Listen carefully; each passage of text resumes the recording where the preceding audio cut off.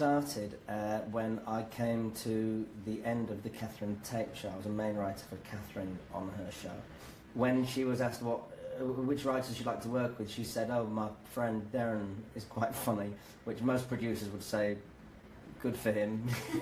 Now let's get some proper, writers with credits and that. But Geoffrey Perkins didn't do that. Who was the producer of Catherine's show.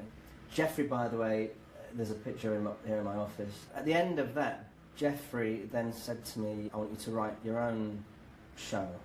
And I said, "What, not my own sketch show?" And he said, "No, a comedy narrative." So I went away pretending I knew what comedy narrative meant. I wrote a sketch, first of all, because that's what I've been doing. It was a sketch of two swingers, who I think were called Donald and Jacqueline at the time. They may have been called something different. Anyways, Geoffrey rang me and said, "How are you doing?" And I said, "I'm all right, I've written this sort of scene, and I'm quite pleased with it, but I don't really know where to go from there." And he said, "Well, where is it set?" And I said, "It's around a swimming pool on holiday." I didn't say the word Benidorm at that point. I didn't even think about Benidorm. And he said, "Just imagine who else is around the pool." So I did that and wrote this first episode. Before I finished the script, I called it Benidorm. I've never been to Benidorm, but Benidorm has already had, people think I've given Benidorm a bad reputation. I think it had it in the first place, to be honest. Open that door, will you, love? If I can't even manage to put that key in that lock in this state, I'm glad I didn't go on with Big Benny from the carousel last night.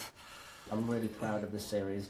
The show has evolved quite a lot. One of the brilliant things is that we've got 3 episodes written by Steve Pemberton, who plays Mick in the show. So, that's...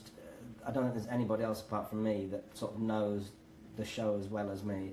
Well, I was really thrilled to be asked to write on this series. I've always thought Darren's scripts were one of the strongest things about the show, and so there was a huge weight on my shoulders, really, and a lot to live up to, but I really, really enjoyed it. If he's going to take the piss all day, I'd rather he didn't come. What? It's traditional Moroccan dress. But my wife and I were married in the toilet. It was a marriage of convenience. Take it off. So I know the voice of the characters. Hopefully I've managed to capture that, and it should really be seamless. But as soon as I started thinking about it and all my experiences here, you can bring all that to bear into the script. I never thought I'd say this, but I miss Benidorm. I miss the early tattooed arms and the beer bellies with operation scars. That's just the women. What I think is quite good about the show is that it gets people quite passionate. The people that love it, and people that don't like it absolutely hate it. Which I'd much prefer. And of course, Geoffrey Perkins isn't with us anymore. He died about 2.5 years ago, very, very suddenly. So I often sit here and think, would this make Geoffrey laugh? And if it's something quite childish and smutty and about poo or a toilet joke, then yeah, it would. Are you really not interested? Nah, a bit cheesy, isn't it? Dunno. I didn't get the chance to find out.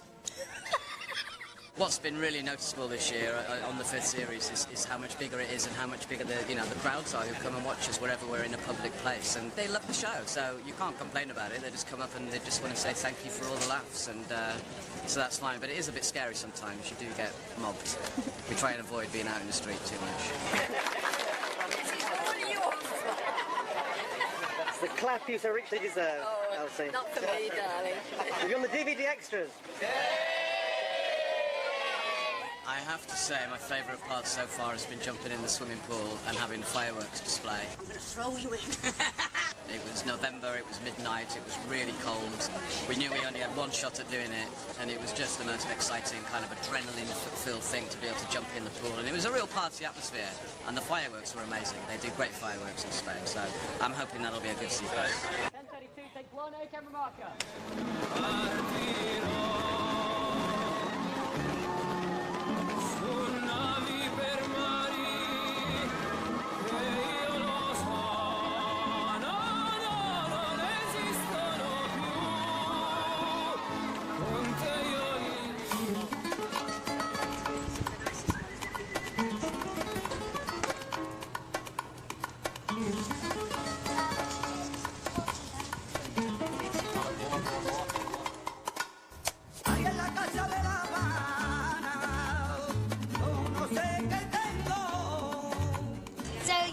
It's massive.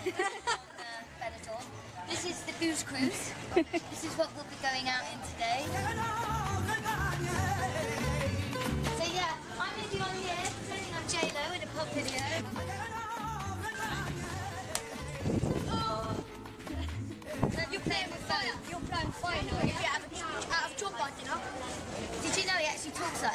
Oh, she's not from Yorkshire at all. Shut it, bruv. I've been really looking forward to the Booze Cruise, and it's living up to expectation. So far, this is my favourite chapter, I think. Look at it. What a job. What a place. And I'm going to be drinking Smurf cocks tomorrow on board this deck. Yeah. This one's called the Smurf's cock, I think, because it's blue. Well, it's the best offer I've had since I've been here. Cheers. Funny we should bump into each other out here, isn't it? Of all the parties on all the boats in all the world, you happen to walk into this one. I used to love Cracker Jack. The saying, what happens in Benidorm stays in Benidorm. Is this true? And do you have any secrets to share? Well, of course it's true. What happens here stays here, and that's why no comment. All I will say is that if I wrote a book of all the things that did happen in Benidorm, I'd probably have to go and live in Benidorm, or at least somewhere overseas where people couldn't find me. What happens in Benidorm stays in Benidorm. God, no. That would be a terrible way to live your life.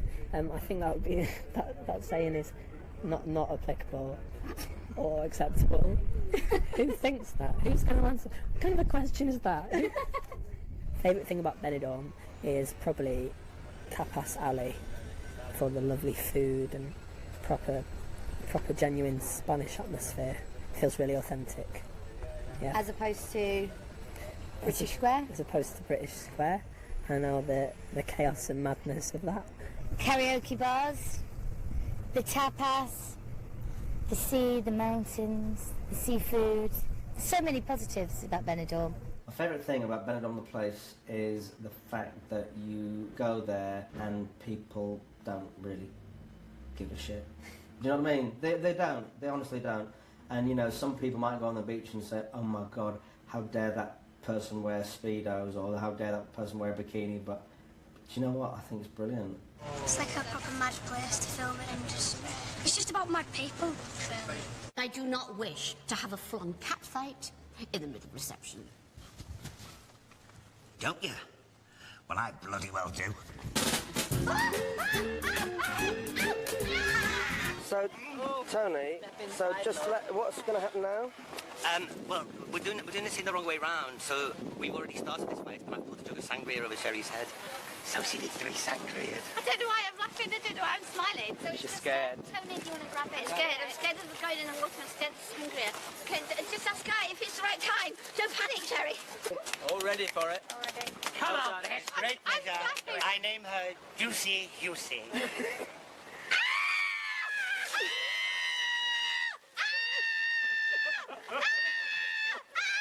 I can't see anything! Good work, fabulous. Loved it. I've done that before!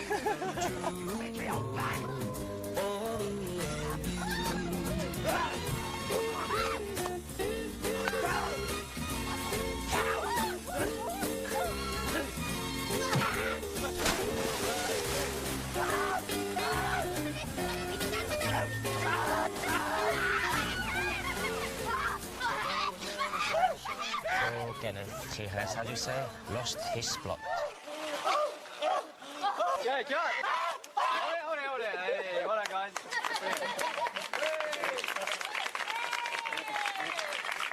Very good. How are you, right? Yeah. Okay, so,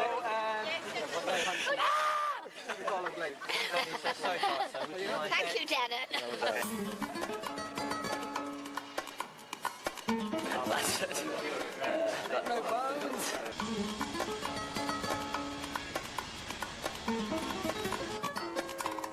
How's this job different to any other job you've been on?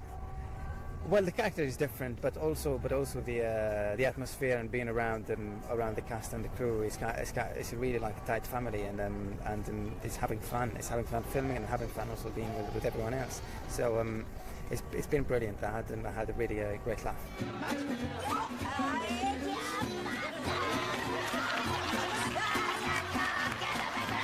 The thing is, Shira will always having a good laugh, before film and stuff. But then she turned it on when it's needed, and it was quite scary seeing her racing with the thing. I put all my trust on her because she had to put the thing between my legs, and it was Well, the future of the family was kind of...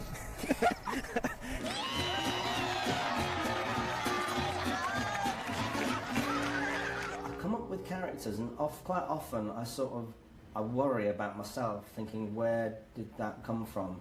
And I never quite know, and it's very, very rarely do I think, oh, I'll base a character on so-and-so. I'll just come up with a character, and then sometimes years later, it was the case of Madge. I was in Spain, we must have been on like series 2 or 3, and I suddenly went, oh my God, it's that woman. I went on a really crap holiday to Playa de las Americas, and there was a woman in a wheelchair, not a scooter, she didn't like one of them, you know, wheelie wheelchairs, a manual, and she was Madge basically, and she was just kept barking at her friend to move her every time the sun moved and she was in the shade. But literally, it was a weird moment of just sitting around the pool and watching Sheila, you know, and I went, oh my God, it's that woman from 20 years ago. They tried to give us all peppermint tea in a glass. Said I'd rather drink my own shit. Mother. Oh, fuck.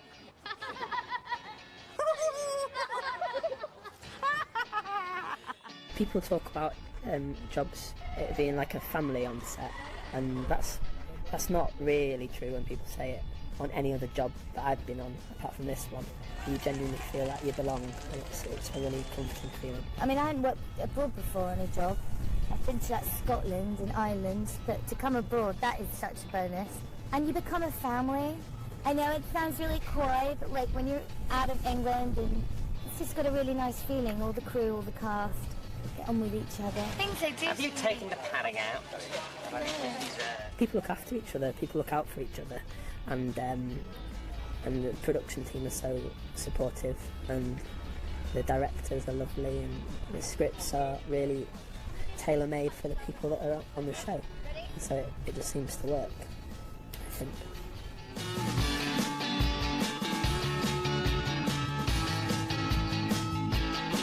What's your favourite karaoke song to sing? Favourite karaoke song to sing has got to be Bjork, It's Oh So Quiet. What an idiot. You're calling me an idiot. Thanks.